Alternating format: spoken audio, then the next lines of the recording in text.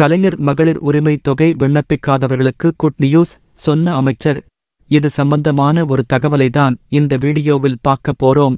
தமிழகத்தில் குடும்ப தலைவிகளுக்கு மாதம் ரூபாய் 1000 வழங்கும் கலைஞர் மகளிர் உரிமை தொகை திட்டத்தை முதலமைச்சர் மு.க. ஸ்டாலின் கடந்த செப்டம்பர் 15ஆம் தேதி துவங்கி வைத்தார். அப்போது 1,06,80,000 பெண்களின் வங்கிக் கணக்கிற்கு மாதம் ரூபாய் 1000 அனுப்பி வைக்கப்பட்டது. மேலும் விடுபட்டவர்களுக்கு கடந்த 10ஆம் தேதி 2வது கட்டமாக பணம் வழங்கப்பட்டது. இதில் 7,35,000 பெண்களுக்கு ரூபாய் 1000 வழங்கப்பட்டது. அந்த வகையில் 2 கட்டங்களை சேர்த்து 1,13,84,300 பேர் இதுவரை மாதம் ரூபாய் 1000 வழங்கப்பட்டு வருகிறது. இது தவிர கலைஞர் மகளிர் உரிமை தொகை திட்டத்தில் பயன்பெறாதவர்கள் மேல்முறையீடு செய்யலாம் என்று தமிழ்நாடு அரசு அறிவித்திருந்தது.